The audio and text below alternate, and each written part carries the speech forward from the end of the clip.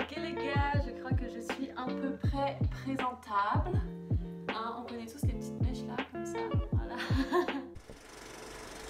De quoi on va parler aujourd'hui les amis? De mon séjour en tant que fille au pair et de comment et pourquoi j'en suis arrivée là. Qu'est-ce que c'est que d'être au pair? C'est tout simplement le fait de partir dans un pays étranger, de vivre avec une famille et de s'occuper des enfants et de tout ce qui entoure les enfants. Alors ça peut être très bien de jouer avec eux, ça peut être aussi les emmener à l'école, les emmener à leur activité, nettoyer le linge, nettoyer les draps, nettoyer derrière eux après qu'ils aient mangé. Qu'est-ce qui n'est pas compris dans le programme au pair? Dans le programme au pair, ce n'est pas compris de faire le ménage. Non, non, non, on ne fait pas ça, on ne fait pas le ménage à fond, on n'est pas la bobonne à la maison.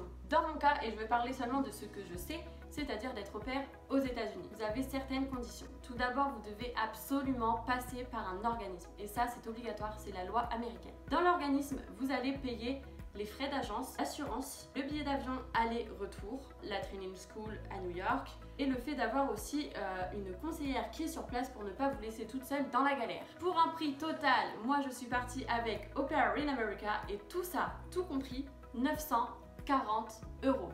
Oui les gars, 940 €, c'est le prix total que j'ai payé pour partir aux États-Unis pendant un an. Vous devez aussi être célibataire, c'est-à-dire ne pas être marié. Donc vous pouvez être en couple, mais vous ne pouvez pas être marié et vous ne devez pas avoir d'enfants. Vous devez aussi avoir entre 18 et 26 ans. Donc vous pouvez partir jusqu'à la veille de vos 27 ans. Vous devez avoir le permis et d'ailleurs je vous recommande aussi d'avoir le permis international. Faites les démarches le plus tôt possible si vous voulez partir parce que les démarches sont très très longues et de toute façon si vous partez vous en aurez besoin donc faites-le. Vous devez avoir aussi un équivalent du bac, le bac ou un diplôme de la petite enfance. Vous devez aussi tout simplement avoir un casier judiciaire vierge, mais bon ça coule de source, vous allez travailler avec des enfants, vivre à l'étranger, il faut qu'on sache que vous êtes clean, clean, clean.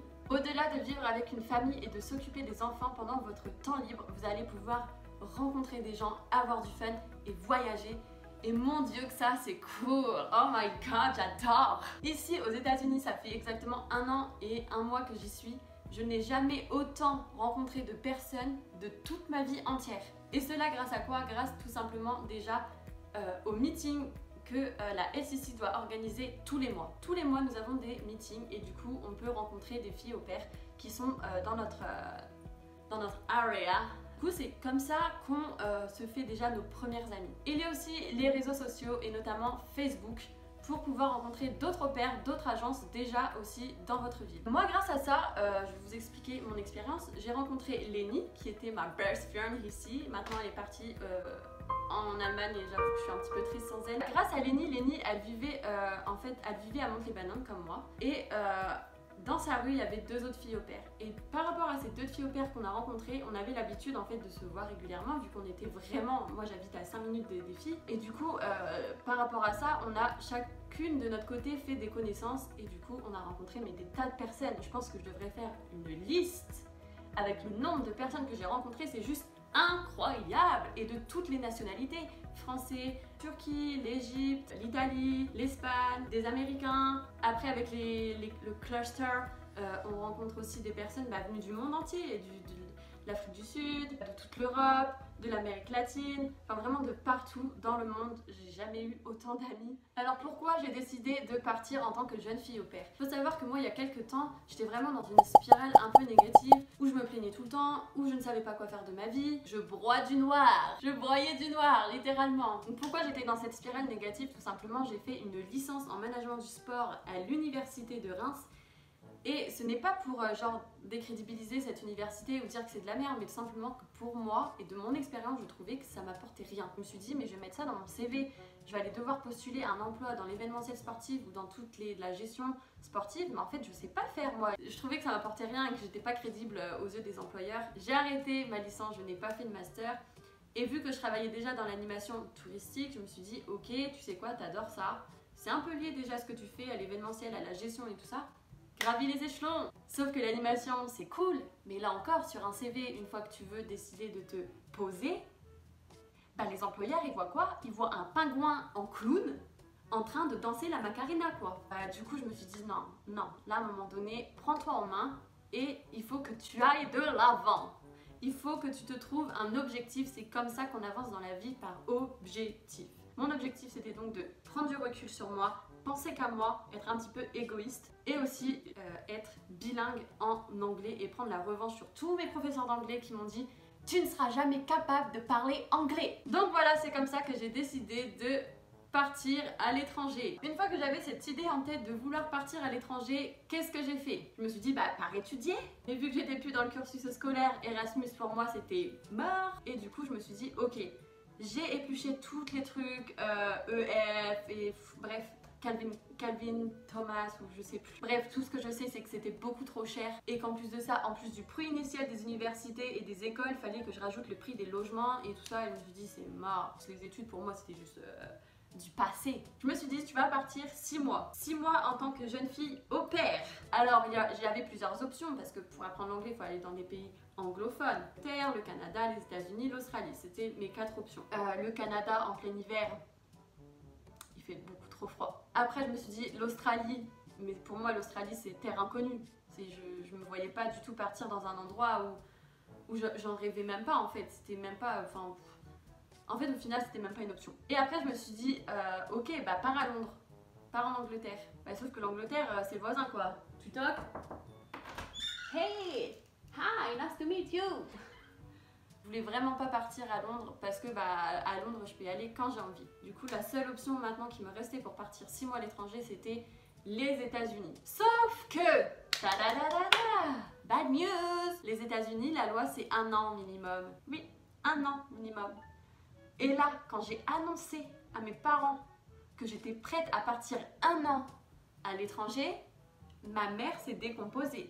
Ma mère, dans sa tête, c'est « ma fille va mourir ». Elle était vraiment pas bien. Tout ça pour vous dire que c'est comme ça que j'ai pris la décision de partir 1 an aux États-Unis. Donc comme je vous ai dit précédemment, pour partir aux USA, on est obligé de passer par un organisme. Alors arrive enfin l'étape de comment choisir son organisme. Les gars, j'ai pas de conseils pour ça. J'ai pas de conseils simplement parce que moi je m'y connaissais pas et je savais même pas qu'il y avait des groupes sur Facebook qui parlaient de ça. Je savais même pas qu'il y avait des vidéos sur YouTube. J'étais vraiment juste, je fais mon truc, je ne pense qu'à moi et je vais partir. Je me renseigne, je vais sur Google et puis voilà, c'est tout, c'est bien, c'est fait, bastoche. Comment j'ai connu Au Pair in America? Tout simplement, ma cousine est partie avec cet organisme et du coup c'est comme ça que j'avais entendu parler d'Au Pair in America. Je n'avais jamais entendu parler de Cultural Care, j'avais jamais entendu parler d'Au Pair Care. Donc voilà, j'ai choisi Au Pair in America et franchement je le regrette pas parce que c'est une grosse agence et elle est pas chère. Comme je vous l'ai dit, moi j'ai payé que 940 € et quand je vois combien les filles chez Cultural Care elles doivent payer pour partir, je me dis franchement, j'ai bien choisi. Je suis très bien entourée. Ma LCC, elle est géniale. Alors je sais qu'il y a beaucoup de trucs qui se disent, les LCC, elles ne pensent qu'à elles veulent se faire du fric et tout ça. Alors peut-être, peut-être pas. Franchement, moi je peux pas vous dire, je vous parle que de mon expérience. Moi, ma LCC, elle est juste géniale. Donc voilà, moi si je peux vous conseiller... Si je peux vous conseiller un organisme, je vous conseillerais Au Pair in America. Vous êtes suivi du début de votre programme, du moment que vous allez vous enregistrer et commencer à taper vos trucs. Vous allez être suivi par les conseillères à Paris. Pour mon cas, c'était Gaëlle. Et après, vous allez jusqu'à la training school à New York où là encore, vous allez être accueillis par des conseillères. Quand vous allez aller dans votre ville, là encore, vous avez une conseillère. Enfin bref, de A à Z, vous êtes suivis. Moi, ils sont super actifs. Là, comme vous le savez, j'ai étendu 6 mois. Je dois payer l'assurance parce que oui, quand on étend, on doit payer. Je vous en parlerai. Pour mon cas, avec Au Pair in America, je n'ai pas besoin de payer les frais d'agence. Je paye seulement l'assurance santé qui était valable que 1 an. Vous ne serez jamais seul ici aux États-Unis. Vous ne partez pas juste comme ça et on vous laisse dans la nature. Non, vous êtes toujours suivi. Donc moi, j'ai commencé à remplir, comme je vous disais, j'ai commencé à remplir mon dossier en ligne sur Au Pair in America. Et c'est un peu du genre, quelles sont tes passions? Parle-nous de ta famille, comment tu es proche de ta famille. Donc tu commences à remplir ton truc. Et moi comme une idiote que je suis, du coup j'ai rempli mon dossier en français les gars, oui, en français. Et là je reçois un message de Gaëlle qui me dit « Hey Marine, c'est trop bien, je vois que tu veux partir en tant que fille au pair avec Au Pair in America. Eh bien écoute, déjà premièrement, va falloir que tu complètes ton dossier en anglais. » Donc ça c'était le premier truc où je me suis dit « Oh là là. Ça va être compliqué pour moi. » Et elle me dit aussi au passage, Marine, il faut que tu prennes un rendez-vous avec moi pour un entretien où je vais t'informer du mieux que je peux et répondre à toutes tes questions sur le programme Au Pair. Tu as le droit aussi d'apporter avec toi des amis ou ta famille. Et là je me suis dit mais ça c'est bien parce que ma mère elle est complètement freaking out. elle est complètement stressée du fait que je pars, elle a l'impression que je vais mourir demain. Du coup c'est cool, je vais aller à l'entretien et j'emmène ma maman sous le bras. Donc voilà, il y a aussi pendant l'entretien, juste après, il y a aussi le test d'anglais. Le test d'anglais, comment vous dire? Enfin moi mon niveau je le cherchais comme ça, hein. Il était bas, il était même inexistant. J'étais un peu stressée et au final c'est des questions vraiment toutes basiques du genre quoi tu veux faire au pair, ou genre quelles sont tes passions. Et en fait en fonction de tes réponses, la conseillère elle va rebondir en fait en fonction de ça. Donc il n'y a pas vraiment d'entretien d'anglais type. En plus de ça, moi mon niveau il était super bas comme je vous ai dit. Et franchement quand je savais pas un mot en fait je lui demandais. Quand je comprenais pas je lui demandais de répéter. Et du coup elle a apprécié le fait que je fasse les démarches. Enfin, le pas en disant « Hey, t'as vu, je vais apprendre l'anglais, même si je m'en sors pas, je te demande. » Quelques semaines plus tard, je reçois un autre email en disant « Marine, maintenant, tu es en ligne, les familles peuvent te contacter. » Et moi, je pensais que les familles, quand t'es en ligne, je pensais que t'étais en mode, tu pouvais choisir ta famille, du genre ok, ça j'aime bien, ça j'aime pas, ça j'aime bien, genre en mode Tinder. Et en fait, pas du tout. C'est les familles qui te choisissent et une fois que la famille t'a choisi, tu vas avoir leur contact sur ton profil. Donc moi, je sais pas, je crois que j'ai eu une quinzaine, une vingtaine de familles qui m'ont contacté. J'en ai parlé, je crois, avec 10, mais j'ai eu des familles à peu près de partout, la côte ouest, la côte est, le nord, le sud, j'ai eu des familles de partout. Il y a vraiment beaucoup de familles avec Au Pair in America et ça, c'est trop bien, les gars, vous avez le choix. Donc voilà, moi, je vais vous parler de 3 familles auxquelles j'ai parlé, 3 familles, 2 familles dont j'ai vraiment kiffé, dont ma famille actuelle, et une autre famille, la première famille avec qui j'ai parlé, où là ça a été juste une choc.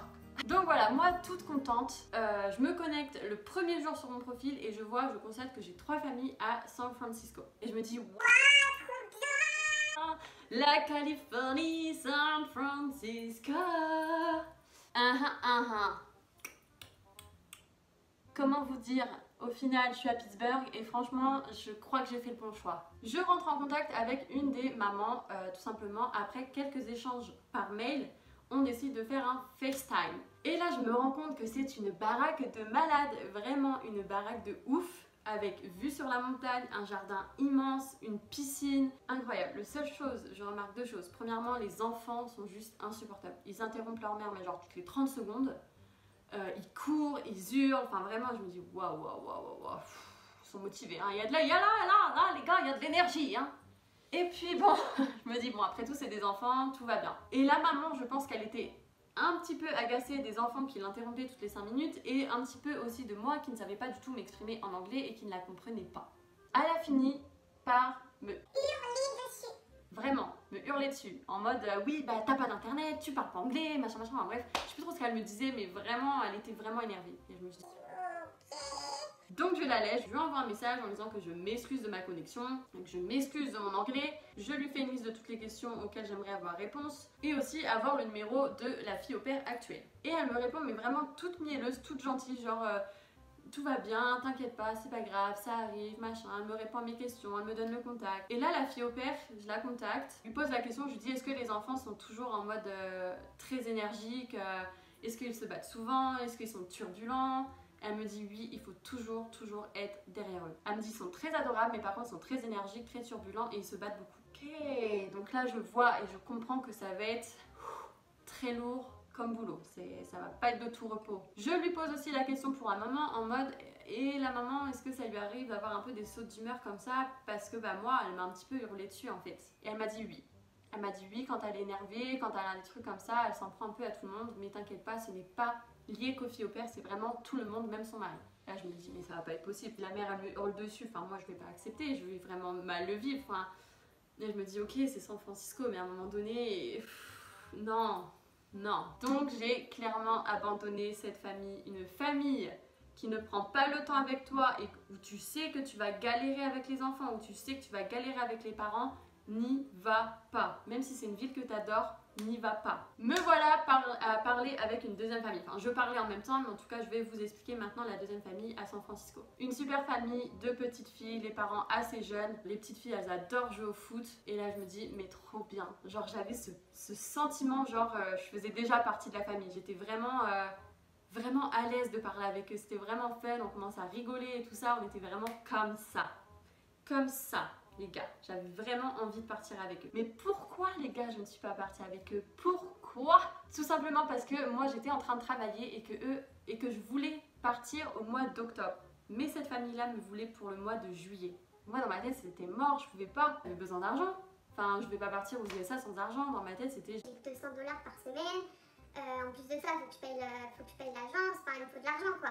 Donc voilà, j'ai littéralement dit non, je suis désolée, je vous kiffe de ouf, mais malheureusement je ne peux pas partir au mois de juillet, je serai dispo qu'à partir du mois d'octobre. Donc voilà, très déçue d'un côté comme de l'autre, mais finalement ça matche pas, et puis bon bah c'est tout, c'est comme ça. J'ai parlé avec d'autres familles, une troisième famille à San Francisco, ça a pas matché, j'ai parlé avec une famille à San Diego, ça a pas matché, enfin voilà, c'était pas forcément très intéressant à vous raconter pour être honnête. J'ai parlé avec d'autres familles, Chicago, Boston, Atlanta, Washington, enfin bref. Je vais vous parler de ma famille à Pittsburgh, ma famille actuelle et pourquoi j'ai choisi cette famille. Déjà j'ai eu un super feeling avec Joanne, vraiment un super feeling avec Joanne. Joanne c'est ma house mom, mais genre premier contact, mais vraiment elle était douce. Par rapport à toutes les autres mamans que j'ai eues, c'était la plus douce des mamans, vraiment. Elle était trop adorable.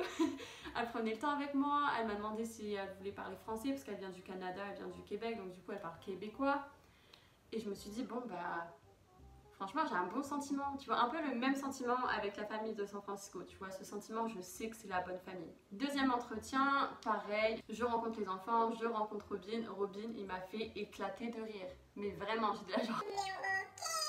Je vous explique pourquoi. Le deuxième entretien, ils étaient dans le lit, tac tac tac, les enfants étaient là et ça parlait tranquille. Et en fait, Robin, je le voyais pas. Et là, il se présente. Hey Mary, how are you doing? Il me dit ok, donc à la maison, on a deux règles. Première règle, on se déchausse à la maison, on ne rentre pas en chaussures dans la maison. Ok, ça c'est une règle de base, c'est une règle de maison, bah ok, pas de soucis. Enfin, même moi, chez moi, je me déchausse déjà, je suis toujours pieds nus, enfin...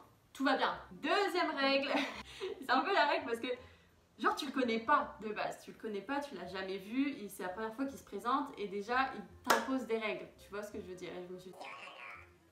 Bref, deuxième règle, tu n'as pas le droit d'inviter des garçons à la maison et encore moins dans ta chambre. Here we go! Et là je me suis dit, je comptais pas le faire, tu vois, enfin moi dans ma tête je me suis dit ce genre de règle est censé venir...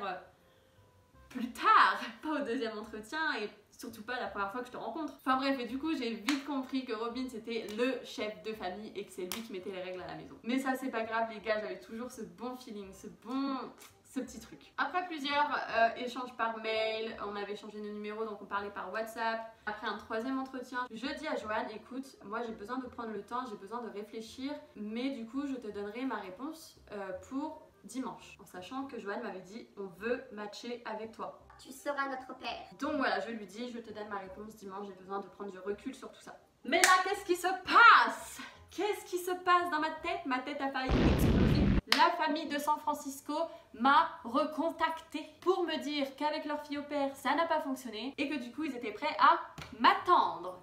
À m'attendre. Donc là, je me suis dit, attends, j'ai deux familles que je kiffe.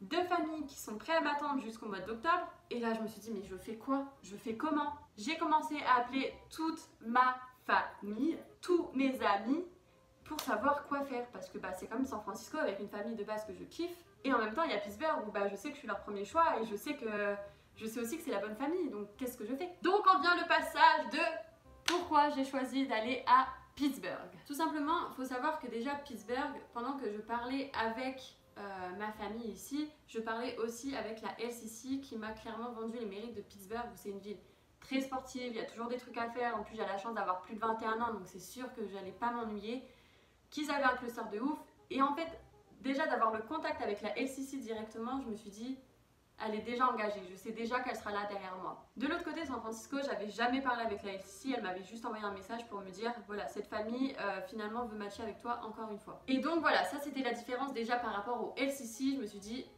la LCC à Pittsburgh, elle est beaucoup plus intéressante, elle a l'air vraiment à fond dans son job et vraiment prête à accueillir une nouvelle fille ici. En fonction de la ville, je savais que San Francisco, c'est vraiment une ville, tout le monde connaît San Francisco. Je me suis dit bon, San Francisco, c'est San Francisco, c'est comme un Américain quand il veut vivre en France, bah son rêve c'est d'aller à Paris, tu vois. Donc voilà, j'ai choisi Pittsburgh tout simplement parce que je me suis dit je vais aller vraiment dans une ville américaine et 100% américaine. Alors que San Francisco, c'est une autre ambiance. Oui, c'est en Amérique, mais c'est une autre ambiance. San Francisco, t'iras pour les voyages, t'iras voir comment c'est l'ambiance là-bas. La famille à Pittsburgh, tout simplement. Ici, ma famille, ils sont vraiment très simples. Tu vois, faut savoir que du moment que la famille a les moyens de se prendre une fille au pair, c'est que t'as l'argent qui coule à flot. Les gars, c'est Wall Street à la maison. Franchement, on va pas se le cacher, ils ont les moyens. Mais ils sont super simples. Ils vont pas dépenser leur fric comme ça pour montrer qu'ils sont riches. Et ça, c'était quelque chose que j'appréciais dans cette famille ici. C'est vraiment leur simplicité. Monsieur et madame, tout le monde en fait. De l'autre côté, ils étaient un peu comme ça aussi. Mais plus en mode, ils sont en train de construire leur maison, regarde la maison comment elle est belle, regarde où tu vas vivre. C'est vrai, j'avais vu sur la baie de San Francisco et les montagnes, c'était magnifique. J'avais ma propre chambre, j'avais tout ça, mais ils étaient un peu moins simples, si je peux dire. Vraiment dans un autre univers, même si je les adorais, c'est vraiment quelque chose d'autre. C'est vraiment 2 salles, 2 ambiances, quoi, tu vois. San Francisco, j'étais leur deuxième choix finalement.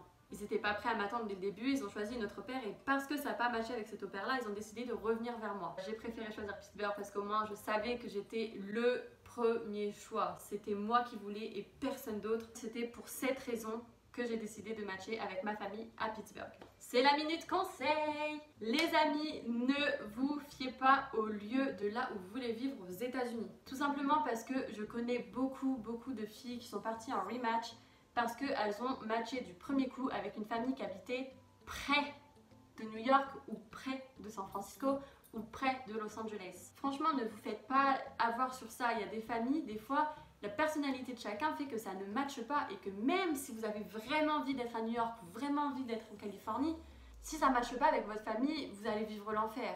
Ça va être un cauchemar. Vaut mieux être dans une famille qui vous plaît, avec qui ça va matcher de ouf, et dans une ville comme Pittsburgh, ou comme Washington, ou comme Chicago, ou comme vraiment des villes finalement qu'on ne connaît pas plus que ça, qu'on n'entend pas forcément parler.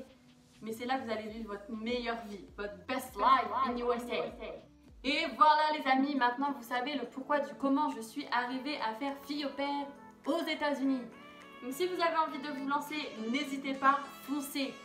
Foncez, vous n'avez qu'une vie les gars. Si vous avez aussi envie de suivre les aventures, mes aventures en tant que fille au pair ou ma vie ici en Amérique, je vous invite à rejoindre mes réseaux sociaux, Instagram et Snapchat, et aussi à vous abonner à ma chaîne YouTube. Et les gars, si vous avez d'autres questions ou d'autres choses que vous voulez savoir sur ma vie ici en Amérique, ça peut être vraiment tout et n'importe quoi. Et si même si vous avez aimé ou pas aimé cette vidéo, n'hésitez pas à me mettre un petit commentaire, à mettre un like et à partager ma vidéo. Je vais essayer prochainement de faire l'étape 2, la partie 2 de cette vidéo où je vous parlerai plus particulièrement de mon départ de Paris, mon arrivée à New York, mon arrivée à Pittsburgh, un peu toute mon année.